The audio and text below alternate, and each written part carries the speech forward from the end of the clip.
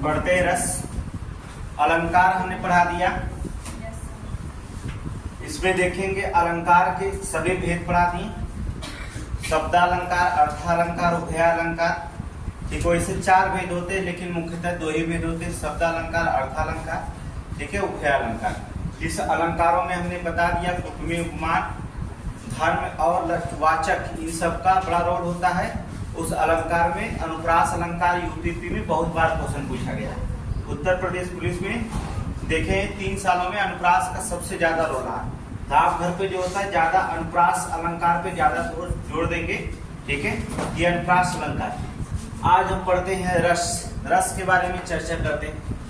अलंकार को 2 पार्ट में पढ़ाया था, रस को भी 2 ही पार्ट में पढ़ाएंगे। रस को, रस का जो होता है शाब्दिक अर्थ क्या होता है, इसका अगर देखा जाए तो इसका शाब्दिक अर्थ होता है निचोड़। जो रस का शाब्दिक अर्थ होता है निचोड़, इसे कहा जाता है रस्यते इतः रस। रस्यते इतः रस के अंतर्गत जो होता है रस्यते रस इत के अनुरूप जो होता है, रस्य का आशय जो होता है स्वाद से होता है। इसके अंतर्गत, रस के अंतर्गत जो होता है, इसका मतलब आशय अगर देखा जाए, इसका आशय क्या होता है, रस का स्वाद से होता है। क्या होता है, स्वाद से होता है। जैसे आप कोई भोजन करते हैं, उस भोजन का अलग अलग प्रकार के स्वाद आनंद लेते हैं, उसी तरह से जो होता है रस होता है। तो रस का भी जो होता है, इसका आशय जो होता है स्वाद से होता है। कभी कभी क्या कहता है, रस को जो होता है काव्य की आत्मा कहा जाता है। कभी कभी क्या होता है, रस को हम क्या करते हैं, रस को काव्य की आत्मा कहा जाता है। काव्य की आत्मा कहा जाता है। क्वेश्चन अगर पूछा जाता है कि रस काव्य की आत्मा किसे कहा जाता है, तो आप किसे कहेंगे, रस कहा जाता है। रस का शाब्दिक अर्थ कभी कभी पूछा जाता है, निचोड़ होता है। रसते इतः रस का मतलब होता है कि स्वाद से मतलब होता है, मतलब इसके अनुरूप जो होता है स्वाद होता है। कभी कभी क्या कहा जाता है, देखिए रस की बात करें तो सर्वप्रथम रस की जो होता है विमोचन करने वाले व्यक्ति थे। सर्वप्रथम अगर देखा जाए रस के विमोचन करने वाले, रस के विमोचन करने वाले कौन थे, भरत मुनि का नाम सुने होंगे, ठीक है, भरत मुनि, ठीक है, भरत मुनि।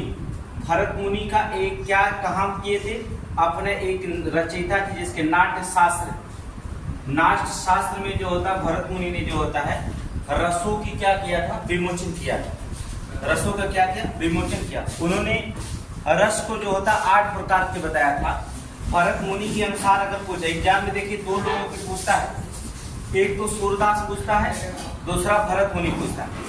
सूरदास नहीं पूछेगा तो भरत मुनि पूछेगा, भरत मुनि नहीं पूछेगा तो सूरदास पूछेगा। अगर भरत मुनि पूछता है तो भरत मुनि के अनुसार 8 रस होते हैं। भरत मुनि ने जो होता है 8 रसों को जो होता बात कही है। उन्होंने कुल मिला के 9 रस पाए जाते हैं, लेकिन भरत मुनि के अनुसार जो होता है 8 रसों की व्याख्या की। उन्होंने एक रस को जो होता है जिसे कहा जाता है शांति रस, शांत रस, अर्थात शांत रस को जो होता है उन्होंने रस नहीं माना। देखेंगे अगर केवल पूछ देता है कि रसों के कितने प्रकार हो जाते हैं तो 9 प्रकार के हम मान सकते हैं, लेकिन किसी व्यक्ति का नाम दे दिया, ठीक है, तो आप जो होता है वहां पर जो होता है आपको करना क्या पड़ेगा, लेखक का नाम या व्यक्ति का नाम देता है तो वहां पर आपको बताना पड़ेगा। अगर भरत मुनि पूछता है तो भरत मुनि के अनुसार रसों की संख्या 8 बताई गई है। उन्होंने क्या किया, शांत रस को जो होता उन्होंने रस की व्याख्या नहीं की। लेकिन अगर कहीं पूछ देता है सूरदास के अनुसार रस की, अर्थात सूरदास के अनुसार पूछ देता है, सूरदास के अनुसार रसों के कितने प्रकार होते हैं, देखिए 2 ही लोगों को पूछता है, तो सूरदास या तो फिर भरत मुनि। तो सूरदास के अनुसार रसों की संख्या जो मानी गई, रसों की संख्या, इनके अनुसार रसों की संख्या 11 बताई गई। रसों की संख्या कितनी बताई गई, 11 बताई गई। भरत मुनि के अनुसार 8 होते, 9वां शांत रस को हटा दिया उन्होंने, जबकि सूरदास के अनुसार रसों की संख्या जो होता है 11 बताई गई। उन्होंने 10वां रस को जो होता है 2 रस, उन्होंने 9 में 2 रस जोड़ा, रसों की संख्या 9 होती, 10वां जो होता है उन्होंने वात्सल को बताया, वात्सल रस को जो होता है 10वां बताया। और 11वां रस की जो बात करते हैं, 11वां रस जो था उनका वो था भक्ति रस, भक्ति रस। ठीक है, तो अगर सूरदास देखिए, दो ही लोगों की मुख्यतः पूछा जाता है। हमने बताया या तो भरत मुनि पूछ जाएगा या तो सूरदास। अगर किसी व्यक्ति का नाम दे देता है तो अगर भरत मुनि के अनुसार पूछ देता रसों के कितने प्रकार हैं तो 8 बताएंगे, जबकि अगर सूरदास पूछ देता तो 11, या फिर पूछ सकता है कि आपका 10वां किसे, सूरदास ने 10वां रस किसको माना है तो वात्सल्य को माना है। या पूछ सकता है एग्जाम में कि 11वां रस जो था सूरदास किसको माने हैं तो आपको किसको मानना पड़ेगा, भक्ति रस की बात करेंगे। ठीक है, तब वहां पर कौन से रस मानेंगे, भक्ति रस की।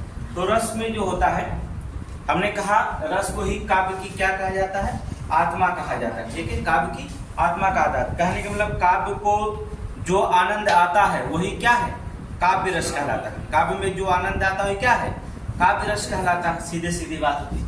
अगर हम रसों को देखें, रस के 4 तात्विक अर्थ होते हैं। देखिए कौन कौन से होते हैं।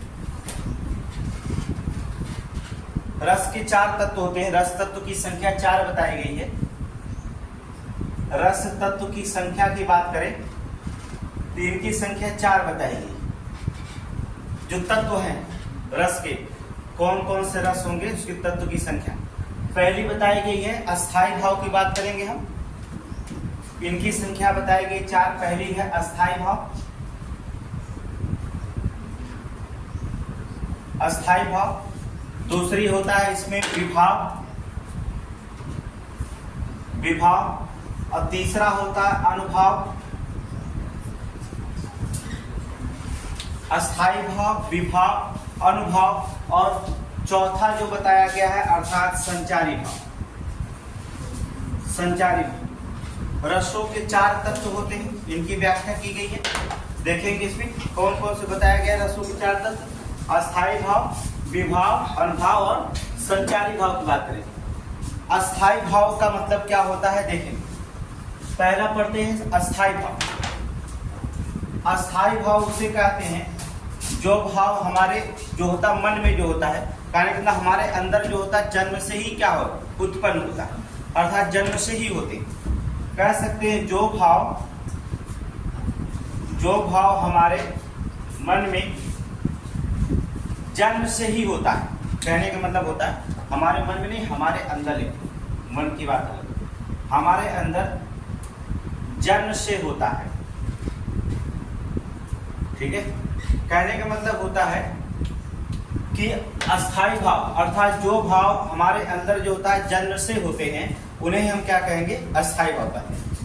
इसे हटाया नहीं जा सकता। ठीक है, अस्थाई भाव कहलाते हैं। इनकी संख्या जो होती है, इनको 3 चीज होती है। अस्थाई भाव ही जो होता है आपके एग्जाम में पूछता है, याद रखिएगा। ये सबसे इंपॉर्टेंट क्वेश्चन होता है, चाहे आप यूपीपी का एग्जाम दें, उत्तर प्रदेश पुलिस के दें, या आप पेट के एग्जाम दे रहे हैं, सब में अस्थाई भाव एक क्वेश्चन पूछा जाता है कि फला का अस्थाई भाव क्या होता है, फला का अस्थाई भाव क्या होता है। जब आप पेट से थोड़ा सा अलग हट के देंगे, जैसे आप देंगे एसआई का दरोगा दे देंगे तो उसमें देवताओं के भी नाम पूछ सकता है। ठीक है, या फिर आप समीक्षा के पेपर देते हैं आरओ और एआरओ का पेपर अगर देते हैं, आरओ और एआरओ अर्थात रिव्यू ऑफिसर और असिस्टेंट रिव्यू ऑफिसर का पेपर देते हैं तो उसमें अस्थाई भाव का रंग रूप भी पूछ सकता है। तो यहाँ पर अस्थाई भाव सबसे इंपॉर्टेंट है। पेट के एग्जाम में देखेंगे हर साल एक क्वेश्चन अस्थाई भाव से आता है, तो हमें अस्थाई भाव को दिमाग में रखना होगा। दूसरी चीज होता है यूपीपी में भी देखेंगे अस्थाई भाव का एक क्वेश्चन आता है, तो इसको भी आप दिमाग में रखेंगे। अब रखना क्या होगा, जैसे एग्जाम में होता है अस्थाई भाव में जो होता है पहले हम देख लेते हैं क्या रखना होता है अस्थाई भाव के मन। पहले अस्थाई भाव में आपको बता रहे हैं कि रस क्या होता है, फिर इसकी अस्थाई भाव क्या होते हैं रस के, फिर इसका रंग क्या होता है, फिर इसके कभी कभी पूछ देता है इसके देवता कौन माने जाते हैं। ठीक है, देवता कौन। रस की बात करते हैं। पहला रस की अगर हम बात करें, जैसे कह दिए श्रृंगार रस। अब श्रृंगार रस का अस्थाई भाव क्या होता है, रति होता है। क्या होता है, रति। रति नहीं दे सकता है तो फिर क्या दे सकता है, प्रेम दे सकते।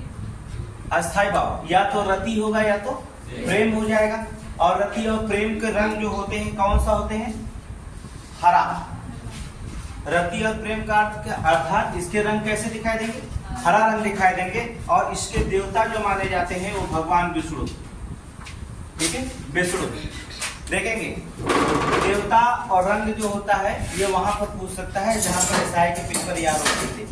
लेकिन अस्थाई भाव हर एक एग्जाम में, चाहे आप यूपीपी के दें या पेट के एग्जाम दें, कोई भी एग्जाम देंगे तो यहाँ से क्वेश्चन जो होता 100% आता है। दूसरी चीज अगर हम देख लेते हैं यहीं पर श्रृंगार के बाद अगर दूसरा देखेंगे हास्य रस, देखेंगे हास्य रस। हास्य रस का जो होता है अस्थाई भाव क्या होता है? हास्य। रंग बहुत जरूरी होता है, रंग के बारे में जानना, ठीक है। अर्थात इसका क्या होता है? सफेद। और सफेद जो होते हैं कौन से देवता सफेद हैं? अर्थात शिवगढ़। कौन से होंगे? शिवगढ़। अर्थात सफेद कौन होते हैं? शिवगढ़ होते, ठीक है। दूसरा होता है करुण रस। अगर करुण रस का देखेंगे अस्थाई भाव क्या होता है? करुण मतलब रोना, अर्थात इसका मतलब कब रोते हैं आप? शोक मनाएंगे, ठीक है। करुण रस में शोक मनाएंगे। और जब आप शोक मनाते हैं तो आपका चेहरा कैसा दिखाई देता है? कोरा वस्त्र। क्या होता है? कोरा वस्त्र हो जाता है। और शोक के देवता कौन है? जो शोक के देवता किन्हें माना जाता है? अर्थात यम को। यम क्या है? शोक के देवता माने जाते हैं। करुण का अस्थाई भाव, अस्थाई भाव आपको याद रखना होगा, इंपॉर्टेंट क्वेश्चन है ये, याद रखिएगा। हर एक एग्जाम में पेट हो चाहे पुलिस 100% आना ही आना है, यहाँ पर क्वेश्चन होता है, ठीक है। करुण रस अर्थात शोक या कोरा वस्त्र या इसके देवता कौन माने जाते हैं? यम माने जाते हैं। दूसरी रस की बात करेंगे, रौद्र रस की बात करेंगे, बस ध्यान से समझिए आप। रौद्र रस, रौद्र रस होता है, रौद्र का आता है, रौद्र रूप तब होता है जैसे नरसिंह में तेरा नाम सुनेंगे, नरसिंह भगवान। नर और सिंह आधा शरीर जो होता सिंह का, आधा नर अर्थात मनुष्य के था। रौद्र रूप उनका देखे होंगे, उनका अस्थाई भाव क्या हो सकता है? क्रोध। और जब आप क्रोध करते हैं तो आपका चेहरे का रंग कैसा दिखाई देने लगता है? लाल रंग हो जाता है। तो रंग क्या हो जाएंगे? लाल। कहने का मतलब आपका चेहरा लाल हो जाएगा। और रौद्र रूप किसका है? भगवान रुद्र का। किसका? भगवान रुद्र का जो होता है रौद्र रूप रखा जाता है। तीसरी चीज होती है इसमें वीर रस। वीर रस, वीर रस तभी आ सकता है आपके अंदर जब आपके अंदर उत्साह हो। क्या हो? उत्साह। अर्थात इसका अस्थाई भाव क्या होगा? उत्साह। और उत्साह होता है तो आप लेकर के कौन सा रंग चलते हैं उत्साह में? सुनहरा पीला। क्या होता है? सुनहरा पीला, अर्थात सुनहरा पीला। इसका रूप वीर रस उत्साह अर्थात सुनहरा पीला। ये कौन से देवता इसमें आते हैं? भगवान इंद्र आते हैं। कौन आते हैं? इंद्र आते हैं भगवान। दूसरा देखेंगे इसमें, यहाँ ऊपर लिख देते हैं, इसको अभी मिटा देते हैं। आपको अस्थाई भाव बता रहे हैं, अभी हम विभाव भी बताएंगे। अगला होता है वीर रस के बाद जो होता है यहाँ पर देखेंगे कौन? भयानक रस। भयानक का मतलब होता है आपके अंदर क्या हो जाएगा? भय हो जाएगा। और भय तभी हो सकता है जब अंधेरा छाया रहे। और अंधेरा का रंग कैसा दिखाई देता है? काला रंग दिखाई देता है। इसका रंग क्या हो जाएगा? काला। और इसके देवता कौन हो जाएंगे? अर्थात काला के देवता कौन हो जाएंगे? कामदेव। कौन होंगे? कामदेव जो होते, ठीक है। अर्थात देवता इसके कामदेव हो जाएंगे। दूसरा जो होता है इसमें विभत्स रस। विभत्स रस का मतलब होता है इसकी जुगुप्सा या घृणा कह सकते हैं। अर्थात जुगुप्सा या फिर कह सकते हैं घृणा कर सकते हैं। जुगुप्सा और घृणा का रंग कैसा दिखाई देता है? नीला। और नीला है, और नीला के रंग कैसे होते हैं? महादेव अर्थात महाकाल। कैसा? महाकाल। देखेंगे जुगुप्सा या घृणा विभत्स रस से होता है। महाकाल देखेंगे मसाने में होली खेलते हैं, जहां पर होता है देखेंगे कि अपने हाथों पैर में कहीं सांप वगैरह कैसे भी जो होता है लंगोटा पहन करके जो होता है फभूत लपेटे हुए जो होता है ऐसे चल देते हैं, तो उनसे जो होता है जुगुप्सा या घृणा टाइप लगता है उनको महाकाल के समय। तो कहा जाता है जुगुप्सा या घृणा, उनका रंग कैसा दिखाई देगा? नीला। और नीले रंग का कौन है? महाकाल, अर्थात महाकाल देवता हो जाएंगे। ठीक है, अगला रस होता है अद्भुत रस। अद्भुत रस का मतलब क्या होता है? अद्भुत रस, अद्भुत रस का मतलब होता है आश्चर्य या विस्मय कह सकते हैं। क्या कह सकते हैं? आश्चर्य या फिर क्या? विस्मय कह लीजिए। अद्भुत रस, आश्चर्य, विस्मय, इनका रंग कैसा दिखाई देता है? अद्भुत रंग का, अर्थात अद्भुत रंग का मतलब पीला, है ना? पीला रंग अद्भुत रंग होता है। जैसे देखे होंगे ना, पीला अद्भुत रंग होता है। जैसे एक हमने बताया है कि करिया नेता पहन के पियरी बोलत बाटे ऐसन, देख रे बबुआ के मम्मी हम लागत हैं ऐसन। उनकर पत्नी बोली तू लागत हवा ऐसन, जैसे सरसों के खेत में खड़ा बाटा भैसन। सरसों का खेत है और उसमें जो होता है वो काला, जो अगर सरसों का खेत एक भैंसा उसमें खड़ा हो जाए तो देखता है। उसी तरह से एक नेता थे, बहुत काले से थे और क्या कर रहे थे? अपनी पत्नी से पूछ रहे थे पियरी पहनकर। उनकी पत्नी जो होता अच्छे से क्या कर दी? वर्णन कर दी, अर्थात इसका रंग पीला होता है। और पीला के देवता कौन है? अर्थात कौन देवता है? ब्रह्मा, ब्रह्मा। ठीक है, अर्थात अद्भुत ब्रह्मा। और लास्ट रस जो मिलता है आपका होता है, यहाँ पर लिख देते हैं शांत रस। ठीक है, शांत रस की बात करेंगे। इसका शांत रस मोस्ट इंपॉर्टेंट है, याद रखिएगा। इसका अस्थाई भाव बहुत पूछता है शांत रस का, निर्वेद होता। निर्वेद, शांत रस का अस्थाई भाव जो होता है वो निर्वेद कहलाता है। बहुत क्वेश्चन पूछा जाता है। और इसका रंग पूछा जाता है अभी कुंदेंदु रंग होता है। कुंदेतु अर्थात कुंदेतु रस होता है, रंग कुंदेतु होता है। और ऐसे शांत रस में कौन? एक ही भगवान हो सकते हैं, नारायण।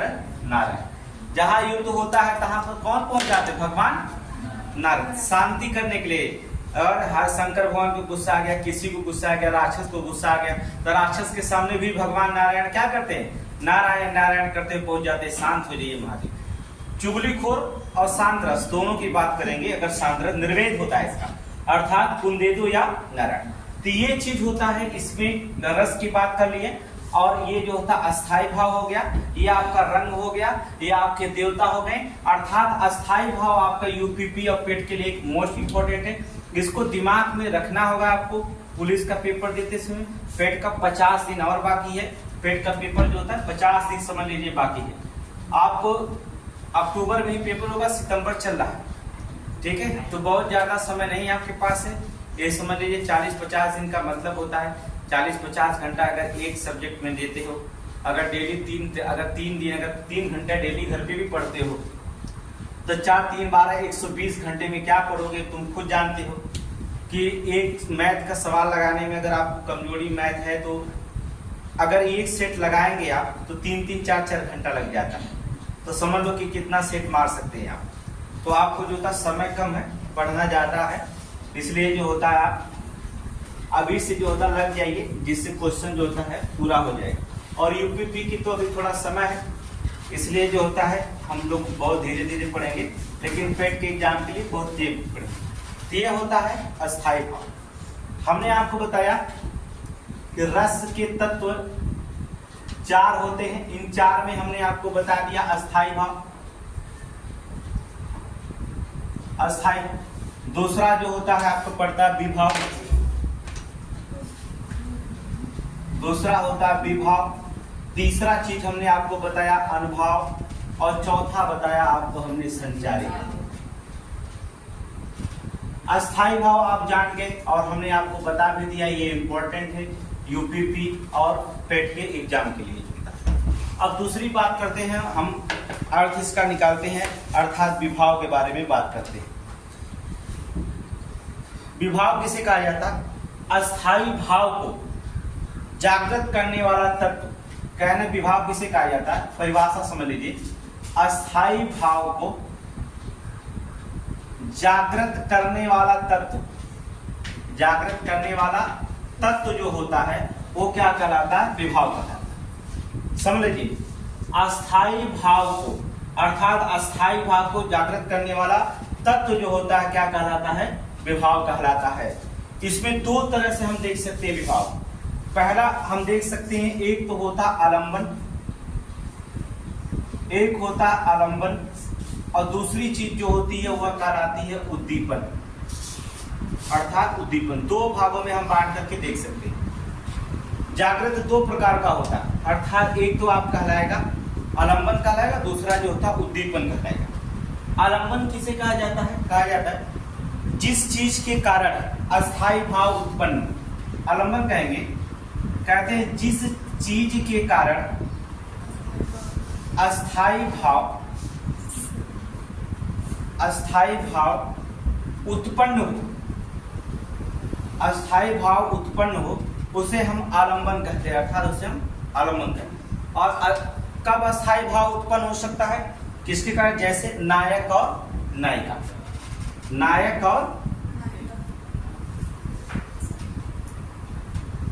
और नायिका, अर्थात जिस चीज के कारण अस्थायी भाव उत्पन्न हो, नायक और नायिका। अगर मान लीजिए अभी कभी कहें नायक नायिका लोग दोनों लोग बैठे बात करें, तो उन्होंने मन कर दिया कहाँ चलने के लिए? आगरा चलेंगे भाई, आगरा जाएंगे हम, वहां क्या करेंगे? जाके क्या करेंगे? ताजमहल देखेंगे, या तो हम चलेंगे प्रेम मंदिर, हाँ, तो वहां जाएंगे किस लिए? सौंदर्यता को देखने के लिए ना, सौंदर्यता को देखने के लिए आगरा भी जाएंगे तो उसकी सौंदर्यता। तो कहने का मतलब होता है कि जिस कारण जो होता है, जिस चीज के कारण, कोई भी चीज हो सकता है, जिस चीज के कारण जो होता है, अगर अस्थायी भाव उत्पन्न हो जाए उसे हम कहेंगे, क्या करेंगे? आलंबन कहा जाता है, जैसे नायक और नायिका। और उद्दीपन किसे कहा जाता है? जैसे हमने कहा कि अस्थायी भाव को तीव्र करने वाला तत्व, अस्थायी भाव को तीव्र करने वाला तत्व, तीव्र करने वाला तत्व जो होता है, अस्थायी भाव को तीव्र करने वाला तत्व क्या कहलाता है? उद्दीपन कहलाता है। तो हमें देखना क्या जाना है? आगरा में उसकी सौंदर्यता को देखना जाना है, वृंदावन में जाएंगे उसकी सौंदर्य को देखने के लिए। फिर क्या करेगा? अस्थायी भाव कौन उत्पन्न कर रहा है? सौंदर्य। और भी अस्थायी भाव हो सकते हैं, ठीक है। नायक नायिका के मन में क्या अस्थायी भाव उत्पन्न करें? नायक नायिका जान सकते हैं ना, लेकिन यहाँ पर आप समझ लीजिए, जैसे आपका क्या होंगे? सौंदर्य हो सकता है। नायक नायिका के मन में जो होता है मुंह फरोगर का मन उत्पन्न हो जाता है, तो भी कोई थोड़ी जा सकता है, तो हम क्या करेंगे? उद्दीपन हो जाएगा। तो उद्दीपन और आलंबन अर्थात विभाव के दो भाव होते हैं। अगर अस्थायी भाव को जागृत करने वाले तत्व को विभाव कहा जाता है। आलंबन किसी का है जिस कारण, जिस चीज के कारण जो होता है अस्थायी भाव उत्पन्न होता है, उसे हम जो होता आलंबन कहते हैं, जैसे नायक नायिका। अस्थायी भाव को तीव्र करने वाला अर्थात तत्व, तीव्र करने वाला सब तत्व क्या कहलाएगा? सौंदर्य कहलाएगा। तो नायक और नायिका मन में क्या तीव्र करता है अस्थायी भाव? ये नायक और नायिका ही जान सकते हैं, लेकिन यहाँ पर हम किसकी वर्णन कर सकते हैं? सौंदर्य का। दूसरी चीज होता है अनुभव की बात करेंगे, देखेंगे अनुभव किसे कहा जाता है?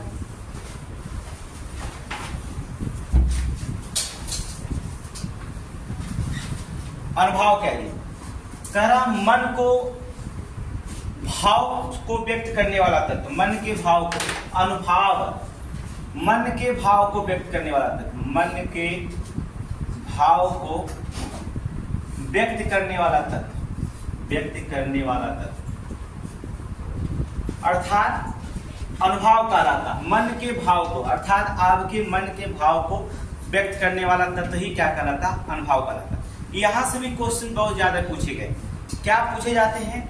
इसमें दो चीजें पूछा जा सकता है। देखिए, मन के भाव को व्यक्त करने वाला तत्व कह सकते हैं, या व्यक्त करने वाला कह सकते हैं शारीरिक चेष्टाएं। तत्व की जगह क्या लिख सकते हैं?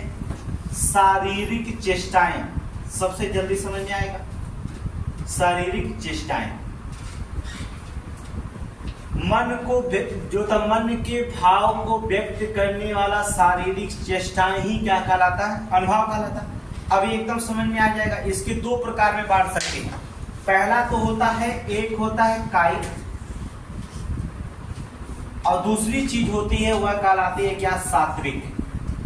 समझ लीजिए, गलत नहीं होगा। एग्जाम में आप केवल एक बार समझ लेंगे, तो आप एक बार देख लेंगे तो पूरी तरह से आपको मेंटेन हो जाएंगे, आपको कहीं गलत नहीं मिलेगा। पहला चीज होता है कायिक, दूसरी चीज होता है सात्विक। पहली चीज समझना होगा कि कायिक किसे कहा जाता है? जो जानबूझकर की गई हरकतें, कायिक वह कहलाती हैं जानबूझकर की गई हरकतें, जानबूझकर की गई हरकतें क्या कहलाती हैं? कायिक कहलाती हैं। ठीक है, अगर जानबूझकर की गई हरकतें क्या कहलाती हैं? कायिक कहलाती हैं। ये क्वेश्चन पूछा गया है कई बार, पुलिस में भी पूछा गया है और एसआई में भी पूछा गया है। तो पुलिस और दरोगा के दोनों एग्जाम के लिए जो होता है मोस्ट इंपोर्टेंट माने जाएंगे। यहाँ पर देखेंगे जानबूझकर की गई हरकतें, जैसे आप कहीं जा रहे हैं या बैठे हैं तो आपको क्या करना? आंख मारना। क्या करना? आंख मारना। ये जानबूझकर की गई हरकतें। अगर आप किसी को मारते हैं तो क्या करेंगे? जानबूझकर। रास्ते में कोई जा रहा है तो क्या करना? सीटी बजाना। क्या करना? सीटी बजाना। ये भी क्या है? जानबूझकर हरकतें की गई। किसी व्यक्ति को क्या करना? कमेंट करना। क्या करना? कमेंट करना। ये भी क्या है? जानबूझकर हरकतें की गई। कहने का मतलब होता है ये काय की क्रिया। ये क्रिया कौन सा कर रहे हैं? आंख मारना, सीटी बजाना, कमेंट करना, ये क्रियाएं क्या कहलाती हैं? काय की क्रियाएं कहलाती है, अर्थात कायिक कहलाती है। कौन सा रसो? कायिक अनुभाव कहलाती। ठीक है, जानबूझकर की गई हरकतें। सात्विक हरकतें बहुत सिंपल से अपने आप होने वाली हरकतें, अपने आप होने वाली हरकतें, होने वाली हरकतें, इसे जानबूझ करके हम नहीं करते। जैसे आप कितना देर तक देख रहे हैं कि बोर्ड पर, आप लोग बोर्ड पर जितना देर तक देख सकते हैं। जैसे आंख का पलकना, झपकना, आंख का झपकना, आंख का मतलब पलकों का झपकना। किसको? पलकों का झपकना। देख रहे हैं कि कोई लोग इसी में सो भी जाते हैं। आंख झपके, आप कितना भी कोशिश करेंगे, आप थोड़ी देर तक देखते रहेंगे, देखते रहेंगे, देखते रहेंगे, फिर आप कितना देर तक रहेंगे? आप अपने आप झपक जाएगा कि पलक जो देखिए, कितना देर तक रोकेंगे आप? बहुत करेंगे, ऐसे ताकते रहेंगे, इसके बाद फिर ऐसे बंद हो जाएगा, बहुत देर तक। इसे तो आप जानबूझकर तो कर नहीं रहे। आंख का जो पलक का झपकना ये क्या करेगा? ये सात्विक क्रिया कहलाती है। इसे आप जो होता है अपने आप ही कर रहे हैं, आपको नहीं कर रहे। ठीक है, दूसरी चीज हो सकता है आंख का पलकना का, या कभी कभी आप सोचते हैं तो आपकी सांसें तेज चलने लगती है, सांसें तेज होना। ठीक है, सांसें, सामने बड़ा सा करंट आ जाए, फेटार इधर भी है, एक इधर भी है, इधर कुआं दिखाई रहा, कुआं से निकले तब तक सामने फेटार है, और नीचे देखे कुएं में भी फेटार है, तो ना इधर के गए ना उधर के, तो शरीर क्या करने लगती है? आपका कांपने लगती है। कांपना है अचानक जो होता कांपना, या तो ठंडी लग रही है तो कितना आप रोकेंगे फिर भी आपकी शरीर कांपती रह जाएगी, तो कांपना। कहने का मतलब होता है सात्विक वे कहलाते हैं जो अपने आप होने वाली हरकतें को क्या कहा जाता है? सात्विक कहलाता है। जैसे सांसें तेज होना, कांपना, पलकों का झपकना, ये क्रियाएं जो होता है आप खुद नहीं जानबूझकर करते, इनमें स्वयं क्या हो जाती है? हो जाती है, तो वह क्रियाएं क्या कहलाती हैं? सात्विक कहलाती हैं। और कायिक वही क्रियाएं कहती है जिन्हें जानबूझकर की गई हरकतों को क्या कहा जाता है? कायिक किया जाता है। इसे क्या कहा जाता है? अनुभाव कहा जाता है। ठीक है, अनुभाव के दो भाग हो गए। ठीक है, मन के भाव को व्यक्त करने वाली शारीरिक चेष्टाएं, ये शारीरिक चेष्टाएं दोनों ने, शारीरिक चेष्टाएं ही क्या कहलाती है? अनुभाव कहलाती हैं। और ये कायिक होती है, दूसरा क्या होता है? सात्विक कहलाती है। अब देखेंगे वैसे देखिए सात्विक की संख्या जो होती है 8 बताई गई है। ये सात्विक की संख्या कितनी होती है? 8 प्रकार की होती है। ठीक है, फिलहाल इन 8 प्रकार का वर्णन आपको नहीं करना है। ठीक है, फिलहाल नोट्स में दे दिया जाएगा, लेकिन 8 प्रकार की बताई गई है। चलिए आगे देखते हैं। अब बच गया संचारी भाव। शब्द से देखिए क्या आपको लगता है? एक शब्द लगता है संचारी भाव। संचारी भाव का मतलब, संचार का मतलब होता है, अगर देखा जाए कम्युनिकेशन, देखिए मोबाइल नेटवर्क आया और फिर चला गया, ये संचार हो गया ना।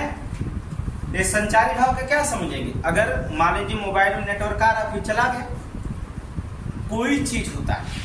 संचारी भाव उसे कहा जाता है कि जो भाव मन में थोड़े समय के लिए आता, जो भाव मन में थोड़े समय के लिए आता, उसे हम संचारी भाव का कह सकते हैं।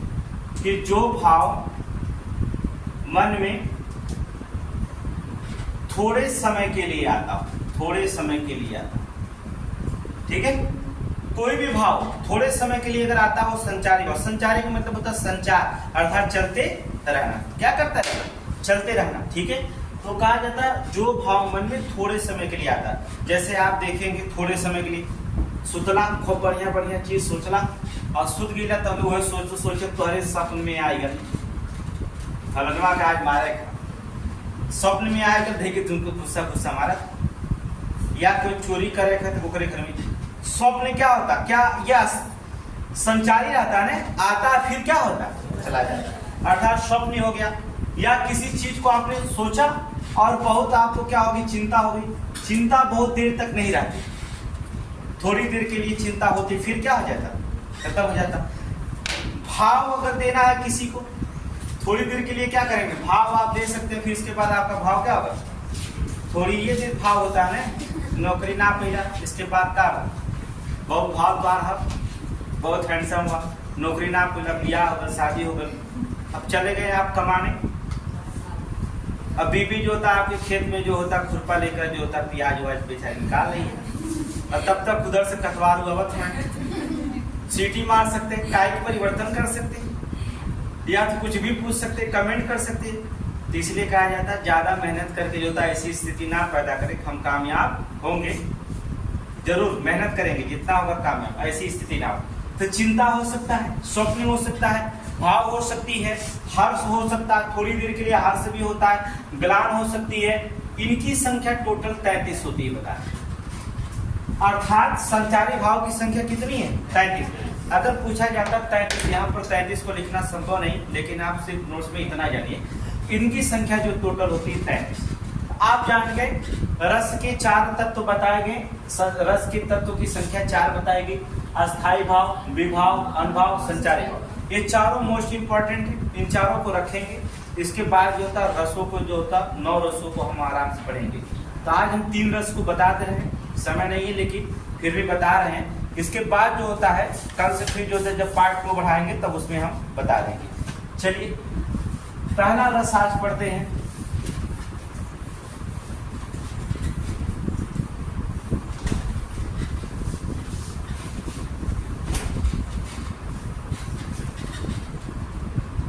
पहला रस होता है श्रृंगार रस। श्रृंगार रस, श्रृंगार का मतलब समझते हो, श्रृंगार क्या होता है, श्रृंगार समझते हो तो बढ़िया है। इसका अस्थाई भाव हमने बता दिया, श्रृंगार रस का अस्थाई भाव, अर्थात अस्थाई भाव हमने याद रखिए, अस्थाई भाव जरूर याद रखिएगा।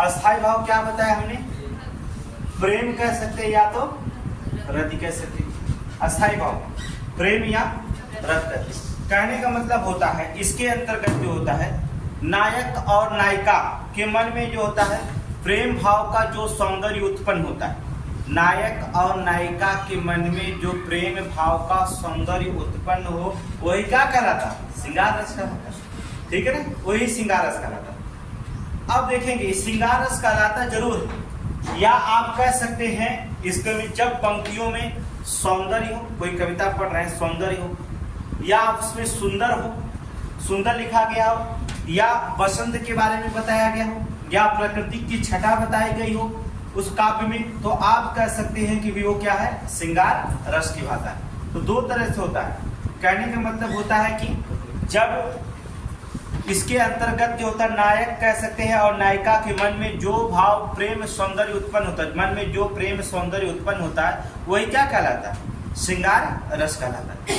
इसमें 2 प्रकार के होते हैं, देखिए श्रृंगार रस तो होते 2 प्रकार के होते हैं, 2 प्रकार के उत्पन्न होते, 2 प्रकार होते हैं, ठीक है। कौन कौन से होते हैं, एक तो होता है संयोग, एक तो होता है संयोग और दूसरा होता है माला। संयोग श्रृंगार किसे कहा जाता है, मान लो आप जिससे चाहते हैं वो आपको क्या हो गया, मिल गया भाई, आप जिसे चाहते हो क्या हो गया, मिल गया। जिसे वो नायक चाहता है नायिका मिल गई, और नायिका जिसे चाहती हो नायक मिल गया। बाद में चला नायक बेचारा कुछ भी नहीं कर रहा है भाई, जब तक अभी तो वो तो पढ़ने की इच्छुक था, लेकिन उस समय जिसे चाहे नायक जिसे चाहे मिल गया, नायिका जिसे चाहे मिल गई। अब बेचारा पता चला नायक के आगे चल के कुछ भी नहीं कर रहा है।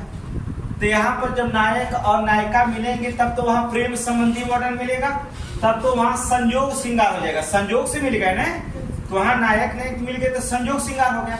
और जब कुछ नहीं कर रहे हैं तब वहां पर क्या होगा, दोनों लोगों में क्या हो जाएगा, बिछड़ने का डर हो जाएगा। तो क्या हो जाएगा, वियोग श्रृंगार। समझ रहे ना? तो कहने का मतलब संयोग श्रृंगार किसे कहा जाए, जब नायक और नायिका के मिलने के कारण, जब नायक और नायिका, समझे था, जब नायक और नायिका के मिलने के प्रसंग, नायिका के मिलने के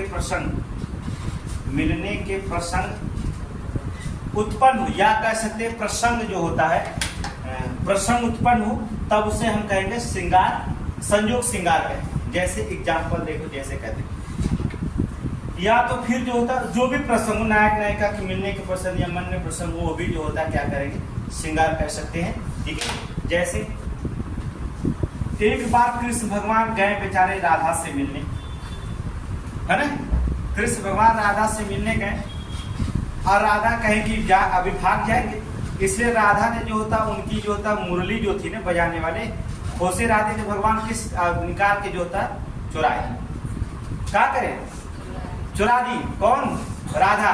वो प्रेम है ना, नायक और नायिका के मन में जो होता है प्रेम है।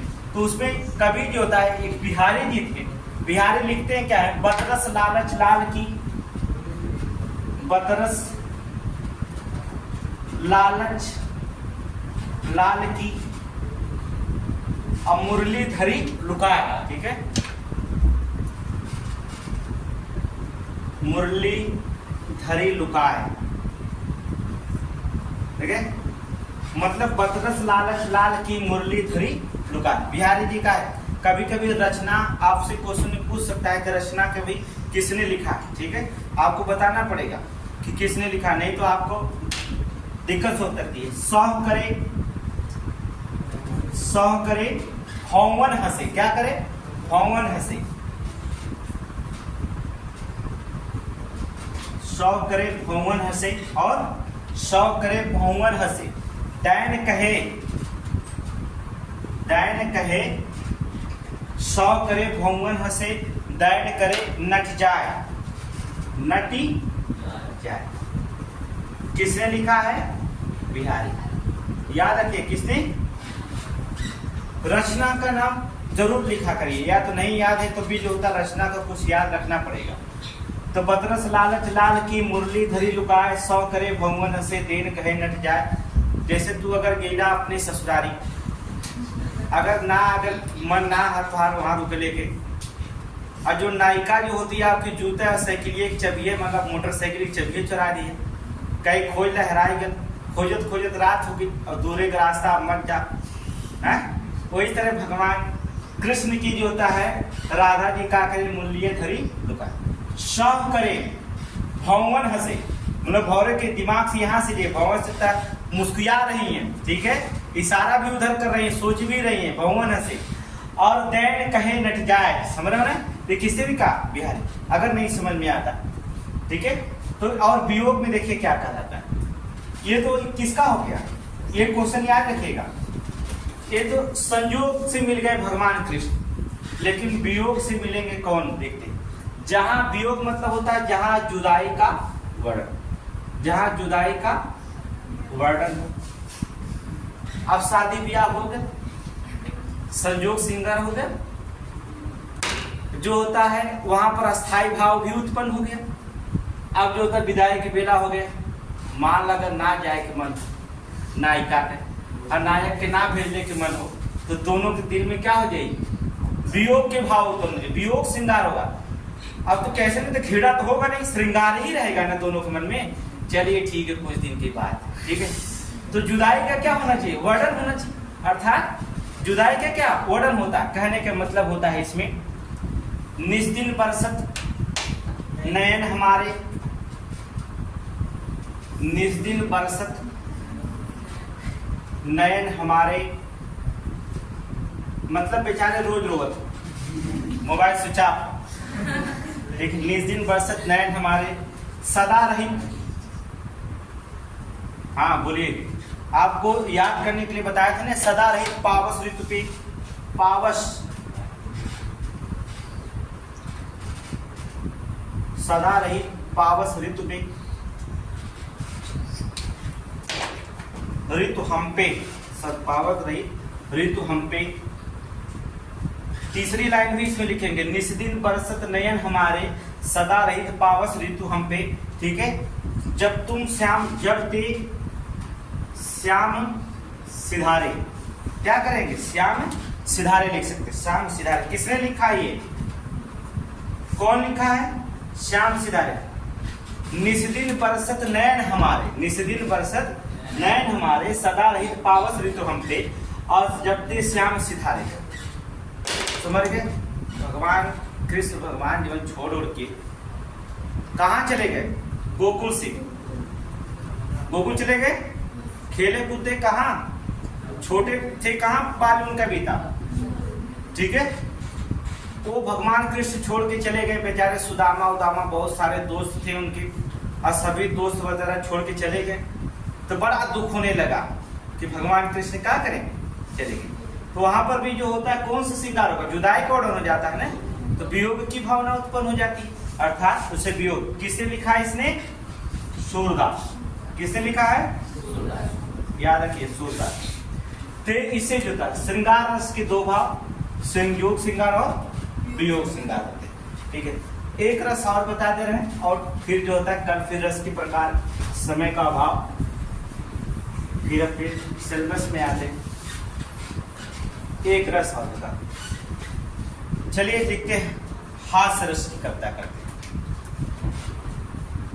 हास्य रस, इसका अस्थाई भाव जो होता है, अस्थाई भाव क्या होता है, हास्य, अर्थात अस्थाई भाव हास्य। देखिए, जब पंक्तियों के पढ़ने में आपके मन में हंसी आए, कोई भी पंक्ति पढ़ रहे हैं, कोई भी कविता पढ़ रहे हैं, कुछ भी रचनाएं पढ़ रहे हैं, कोई भी अगर पंक्ति पढ़ रहे हैं और आपके मन में क्या हो जाए, हंसी छुड़ जाए, तो समझ लीजिए कि क्या हो जाएगा, वो हास्य रस कहला जाएगा। या तो कह सकते हैं इसके अंतर्गत अगर परिभाषा लिखने होगा, वेशभूषा धारण का लिए, या बाड़ी धारण कर लिए, या शारीरिक बनावट किसी का होता है, जैसे जादूगर वाले देखेंगे जोकर वोकर होता है, नाक उक पे जो होता है अपना लगा लेते हैं क्रीम पाउडर, या जो होता है, जैसे एग्जाम्पल समझिए, भगवान शंकर जी जो होता है अपने बारात लेके गए थे, आप सुने होंगे, जब भगवान शंकर जी गए थे बारात लेकर के, तो ऊपर जो होता है क्या करेंगे, गंगा जी निकल रही, समझ रहे हो ना, हास रस में देखेंगे, ऊपर से क्या निकल रही थी, गंगा जी निकल रही थी, और उनके हाथों में जो होता है वही कोबरा सांप लपेटा है ना, कोबरा था ना, सबसे जहरीला सांप कोबरा होता, लपेटा था, और लपेटा हुआ था, और पूरे तरफ जो होता है भूतों की माला, इधर उधर जो होता है, बेचारे भूत वगैरह सब गए थे, बेचारे सबको न्योता दे दिए थे ना, मसाले कीड़ा मकोड़ा भूत सबको। तो वहां पर जो होता है कवि को लिखना पड़ा, वहां पर हास रस क्या होगा, सिर पर गंगा हंसे, हास रस की परिभाषा रखेंगे, सिर पर गंगा हंसे, देखेंगे क्या करेंगे, सिर पर गंगा हंसे, भुजानी में भुजंगा हंसे, भुजानी में भुजंगा हंसे, देख रहे हैं ना, कहने का मतलब होता सिर पर गंगा हंसे, जटा से धाराएं निकल रही थी, सिर पर गंगा हंसे, भुजानी में भुजंगा हंसे, हाथ से ही लिखो, हाथ को दंगा हुआ, हाथ से ही को दंगा हुआ, दंगा मतलब मार झगड़ा वाला मत समझिए, ठीक है, हाथ से ही को दंगा भयो, हाथ से ही को दंगा भयो, नंगा के विवाह में, किसके, नंगा के विवाह में, नंगा के विवाह में, देख रहे।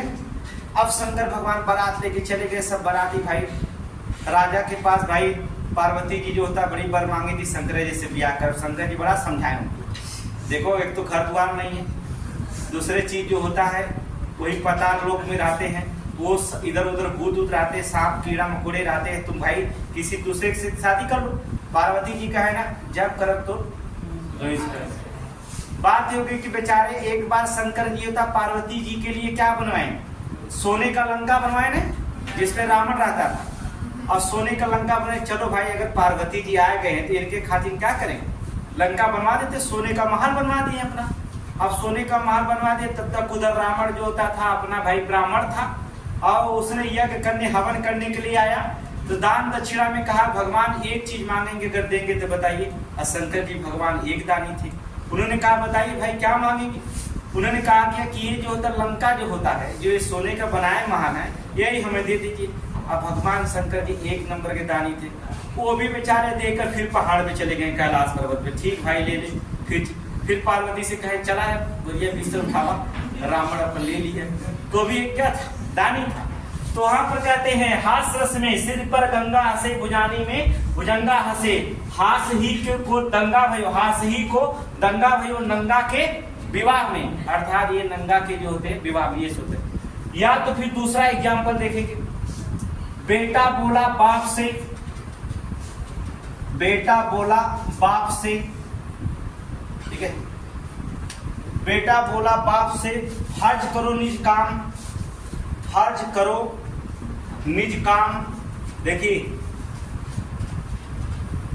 हर्ज करो निज काम, पुड़ या पुड़ लिख सकते हैं, निज पुड़, हर्ज करो निज पुड़, काम नहीं करना, ठीक है। बेटा बोला बाप से हर्ज करो निज पुड़, और क्या लिख सकते हैं, सब धन मेरे नाम करो, सब धन मेरे नाम करो। कहता है सब धन मेरे नाम करो, और खाओ कायम चोट, खाओ कायम।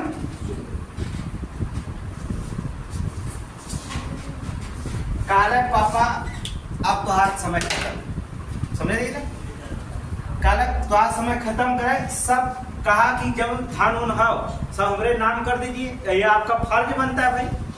और जो था आप बैठ करके क्या करिए, कायम चूड़ क्या करिए, खाइए। जो लिखता है बेटा बोला बाप से हर्ज करो निज पुड़, और सब धन मेरे नाम करो, और खाओ कायम चूड़। समझ रहे हैं? तो ये भी क्या है, कि हास्य रस का हो जाएगा। अर्थात किसी कविता के भाव में जो होता, मन में जो होता सौंदर्य पंक्तियों के पढ़ने से उत्पन्न हो जाता है, उसे कहा जाता है। तो यहाँ पर जो होता है, अगर बताएंगे भरत मुनि, अगर क्वेश्चन पूछ सकता है कि भरत मुनि के अनुसार जो हास्य रस के कितने भेद होते हैं, तो आप बताइएगा कि भरत मुनि के अनुसार जो होता है, भरत मुनि के अनुसार जो होता है 8 भेद बताए गए। हास्य रस के कितने हैं, 8 भेद बताए गए, ठीक है। तो 8 भेदों को जो होता है यहाँ बताना संभव नहीं है, लेकिन आप इतना जान लीजिए कि 8 भेद बताए गए। तो ये हास्य रस होगा। कल 7 अलंकार हम आपको और पढ़ाएंगे। ये आपका अलंकार जो होता है 2 एग्जाम्पल हमने दिया, ठीक है। फिर आपको स्वरूप रस की बात करेंगे। आज आप श्रृंगार देखें, हास्य देखें, कल फिर रोइएगा, फिर जो होता है वीर रस में हम चलेंगे, ठीक है।